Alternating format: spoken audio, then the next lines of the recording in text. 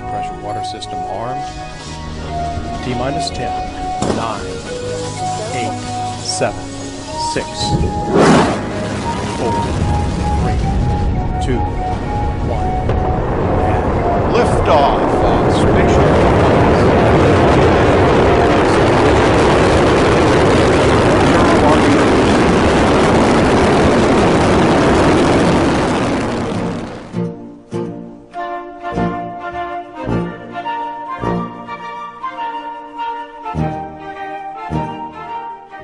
In this film, we will tell about those people whose work became the basis for the birth of modern informatics. Scientists, inventors. They lived and worked here in Massachusetts at different times, in Boston, Cambridge, Worcester. We are located in the heart of Boston. This is the State House. It is the center of operation of the government and the governor of Massachusetts. We start our story here for a reason. It is here that the Freedom Trail starts. This path of freedom is lined with red brick, and it will lead us along the major places associated with the events surrounding the battle of the American rebels for their freedom and independence.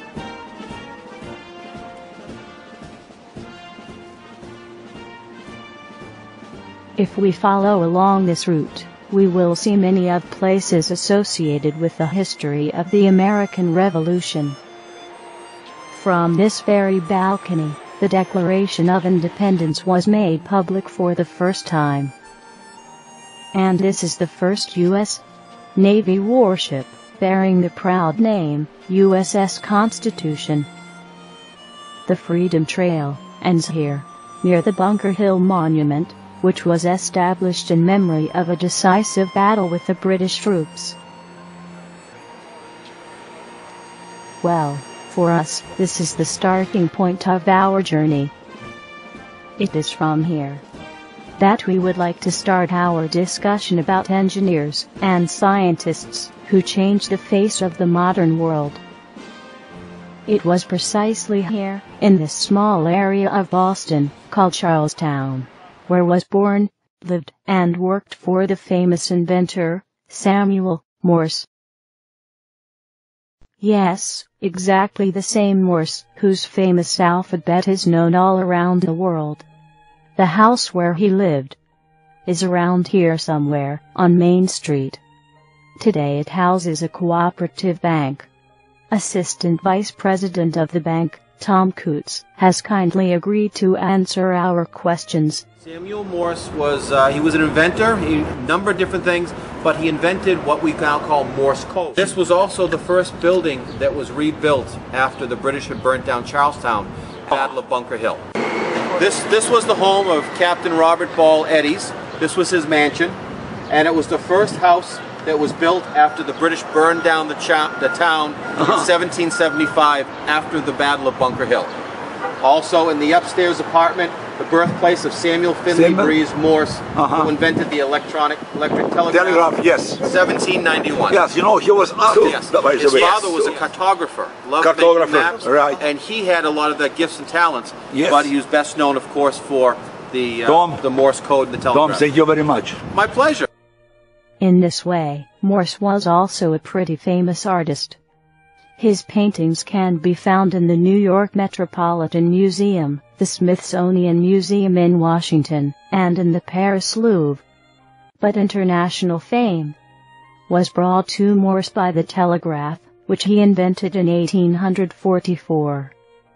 And his alphabet, which uses only two symbols, dots and dashes.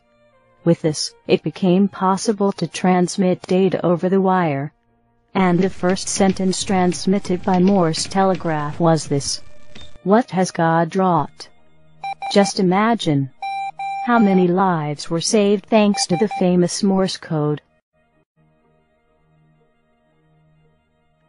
Charlestown remembers Morse. This small street carries his name.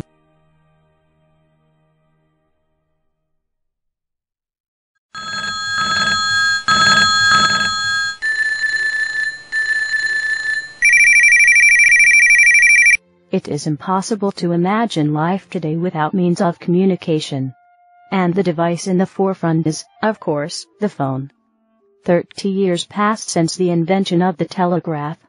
And following Morse, Alexander Graham Bell invented a method for transmitting the voice over a distance.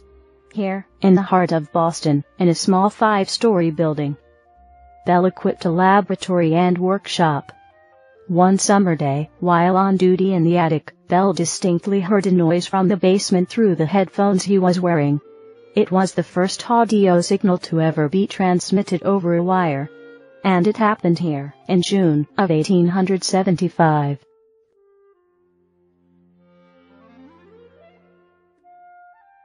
But the phone itself wasn't born until a year later, right here, on Exeter Place. Alexander Bell and his assistant, Thomas Watson, were working as usual, when Bell accidentally said into the microphone, "Mr. Watson, come here. I want you." "Mr. Watson, come here. I want to see you." Just a few seconds later, Watson burst into the room, shouting, "I heard every word." And this event is considered to be the birthday of the phone. It was here, on March 10, 1876, that, for the first time, Alexander Bell transmitted, and Thomas Watson heard, a complete sentence. And it is from here that starts the long and difficult road to the height of communications.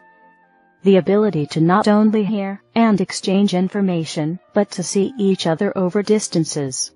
The road to that, which people have dreamed of for a long time. The eye of Providence. And all-seeing eye of God. His picture can be found on the crests of various countries, medals, banknotes. In 1782, the Eye of Providence became a part of the Great Seal of the United States. Here is the all-seeing eye, in my hands. By pressing a few keys, you can obtain information from anywhere in the world. Want to speak to friends who live halfway across the world and see them at the same time? Go ahead. But the road to these astounding achievements and solution took over 100 years. For us, however, it is much easier. It is enough to merely cross the Charles River, and we enter the realm of the leaders of modern technology. The Massachusetts Institute of Technology. MIT.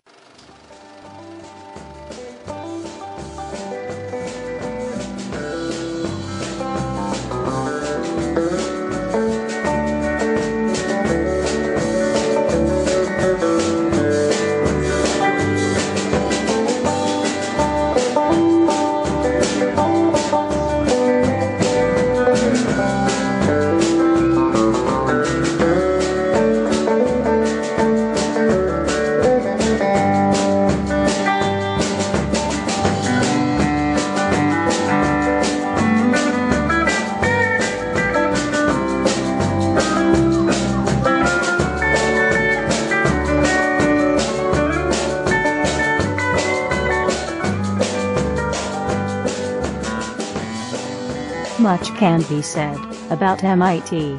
However, we'll content ourselves with a short reference. This is one of the best universities and research centers in the world. Mathematics and physics, biology, chemistry, rocket science, astronomy, robot technique. Almost everything can be found here. The achievements of MIT scientists are known around the world. There are over 70 Nobel laureates from here.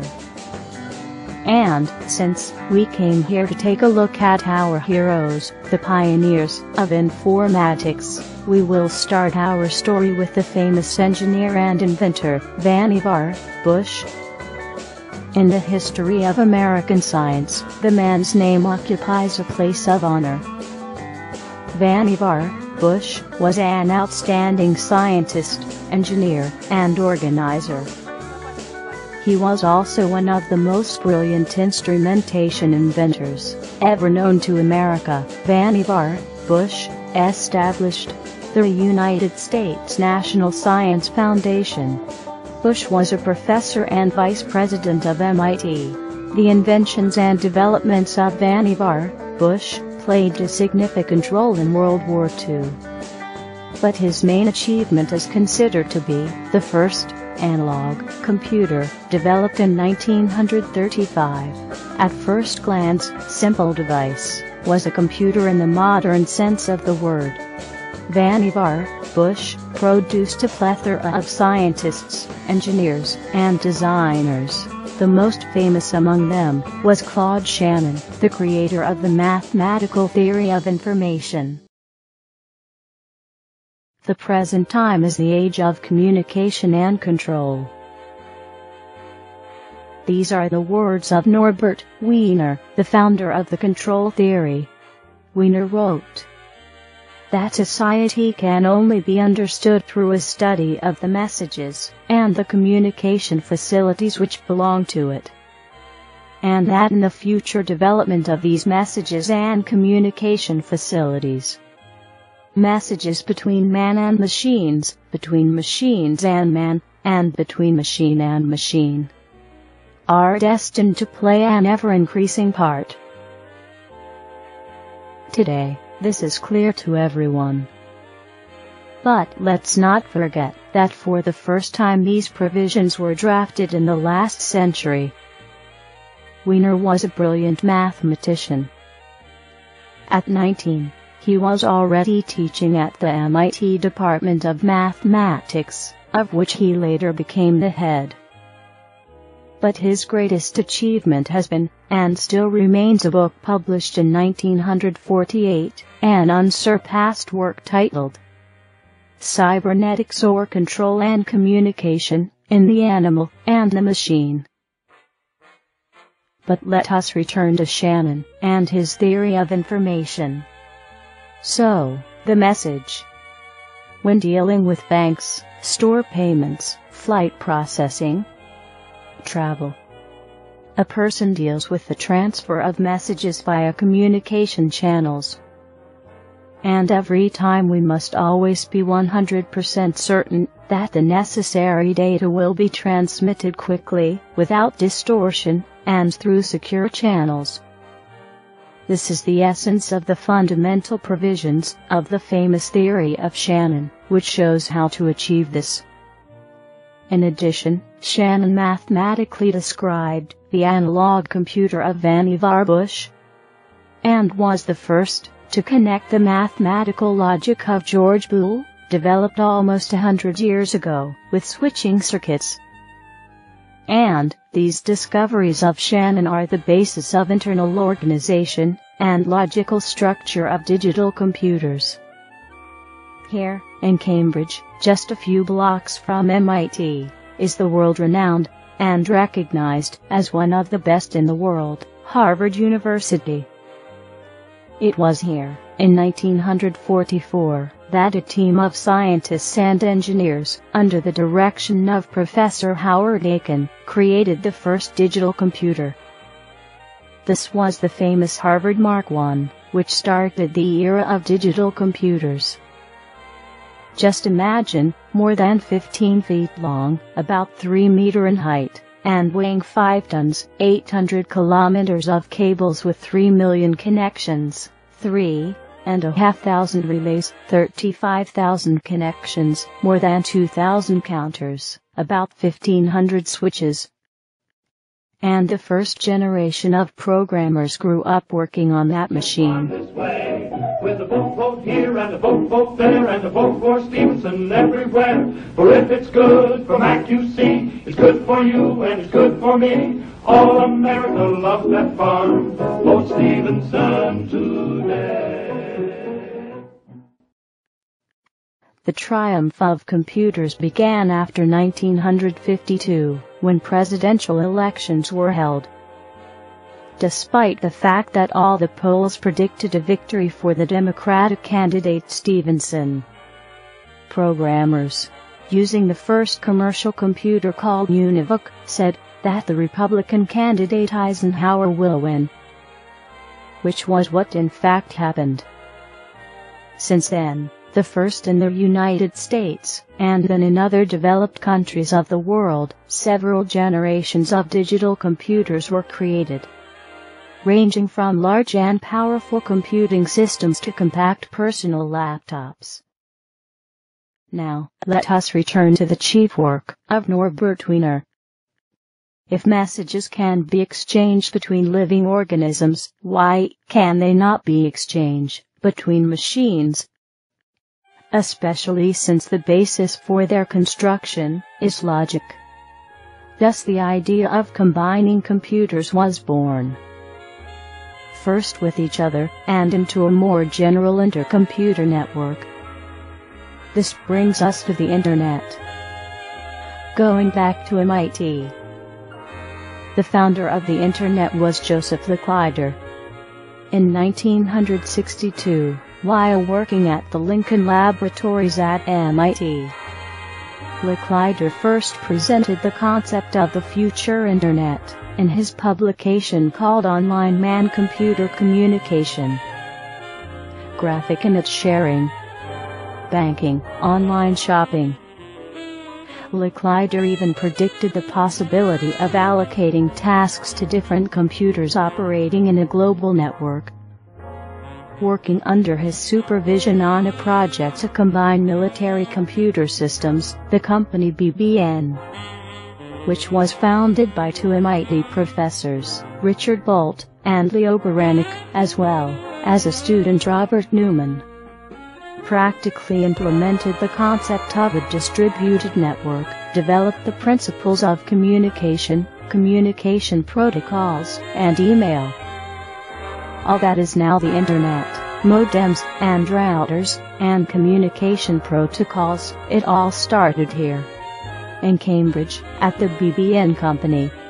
Internet integrated firmly into our lives, and imagining today's society without the Internet is impossible. We would like to end our short trip to MIT, in one of the laboratories, where Dr. Ivan Getting developed the Global Positioning System, GPS. Getting realized that using messages transmitted from several satellites, and given the time lag of when the signals actually reach the Earth, the coordinates of the receiver can be determined. In 1978, on order from the United States Department of Defense, the company Raytheon, the one which was founded by Vannevar Bush, created the first GPS, which was then supported by 11 satellites. The system became the basis for the modern GPS. Today 24 global positioning satellites orbit the Earth and provide location with an accuracy of a few centimeters. Our story of the pioneers of computer science would be incomplete if we did not tell you about one more person and event. Satellite communications. Without them, there would be no modern telephones, Internet, global positioning systems, GPS, satellite television, mobile phones, and much more. And all this was made possible by Professor Robert Goddard. It was he who, back in 1926, designed and made the first rocket, based on a liquid jet engine. If you watch a modern rocket take off today, the space shuttle or anything else, everything you see, and most that you don't see that's going on to get it off the ground and up into orbit, Goddard did it first.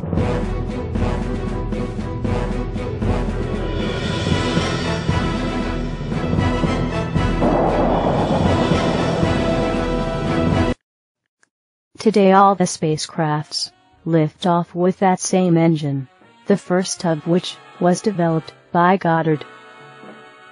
Just a half-hour drive from Boston is a small town called Worcester, which houses the Polytechnic Institute, where Professor Robert Goddard worked. And the first rocket engine was tested here, as well. The Stella is located near Worcester, to commemorate the launch of the world's first liquid engine rocket. It started from this precise location, and marked the beginning of rocketry. We would like to finish our story of the pioneers of computer science here, on the path of freedom. Perhaps it is like a magnet attracting great ideas and talented people to this place. And this spirit of freedom, the spirit of free creation, was, and is the driving force that leads people down the road of discovery.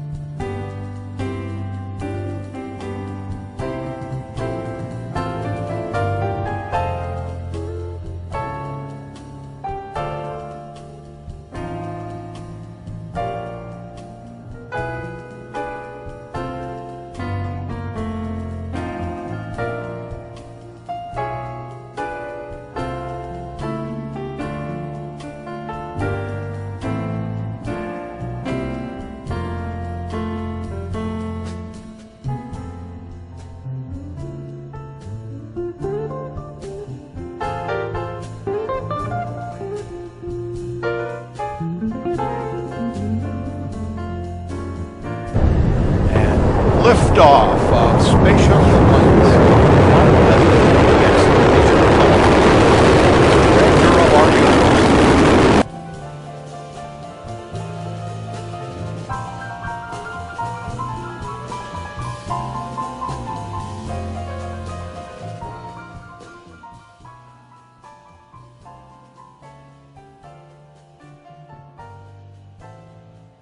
When every heart joins every heart, and together yearns for liberty, that's when we will be free.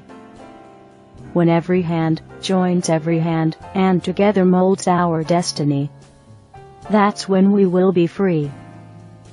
Any hour, any day, the time soon will come when men will live in dignity. That's when we will be free. When every man joins in our song, and together singing harmony, that's when we will be free.